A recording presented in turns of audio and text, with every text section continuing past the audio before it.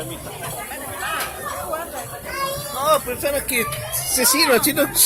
Tómale en el YouTube, tómale. A continuación, la señorita Carlita muy buenos consumidores de jala. Jala. ¿Cómo se llama esto? ¿Cómo se llama este sector? Se llama food truck. Voy a ver si por lo menos nos dan un like ahí. Pero mueve más la silla.